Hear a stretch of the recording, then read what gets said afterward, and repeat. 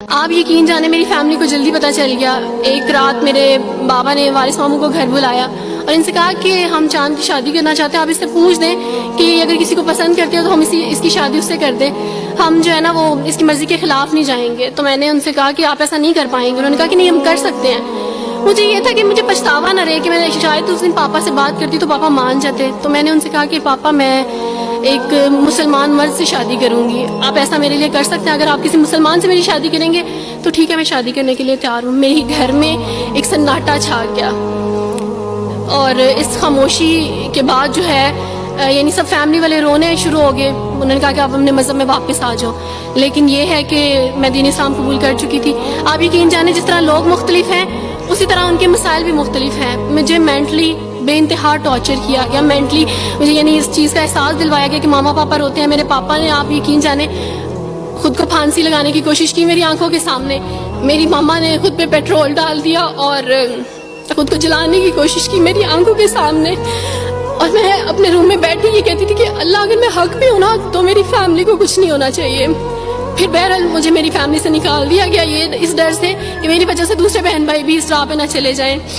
اور وارث ماموں کو بلا کے مجھے گھر بھیج دیا گیا, ان کے گھر بھیج دیا گیا.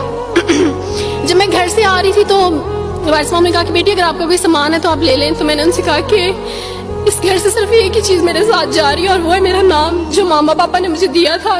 میں چاند رات میں پیدا ہوئی تھی اس لیے انہوں نے میرا نام چندہ رکھا تھا. بس وہ نام لے کے آئی. آپ یقین کریں ہمیں کہا جاتا ہے جبرن اسلام قبول کیا جاتا ہے. اسلام قبول کرنے کے بعد وہ جبر کیا جاتا ہے کہ آپ سوچ بھی نہیں سکتے. آپ کو اپنے ماں باپ سے ہی ملنے نہیں دیا جاتا, آپ کو اپنے ہی چھوٹے بہن بھائیوں کے پاس نہیں جانے دیا جاتا. آپ میں ہاسپٹل میں تھی ڈیلیوری کے ٹائم. آپ یقین جانے میرے پاس کوئی بھی نہیں تھا جو مجھے بیڈ سے اٹھا کے بٹھا سکتا. ایسے موقع پہ مجھے اپنے اپنوں کی ضرورت تھی لیکن میرے اپنوں کے جبر نے میری ماما کو مجھ سے دور رکھا, میرے بہن بھائیوں کو. میرے کرسچن کولیگس نے ہی میری فیملی کو پریشرائز کیا کہ اس کو فیملی سے نکال دیں کیونکہ اگر اب اس کو ملیں گے تو مزید لوگ بھی عبد الوارث کی طرح چندہ کی طرح اسلام قبول کریں گے. میں نا ہاسپٹل میں لوگوں سے کہتی تھی کہ مجھے بیڈ سے اٹھا کے بٹھا دیں, سیزیرین کے بعد میں اٹھ نہیں سکتی, میرا بیبی رو رہا ہے, کوئی مجھے بیبی پکڑا سکتا ہے. آئیڈیا ہی نہیں تھا ہاسپٹل میں کیا کیا لے کے جاتے ہیں. میرے پاس ایک ایسا دوپٹہ نہیں تھا جو میں چینج کر سکتی.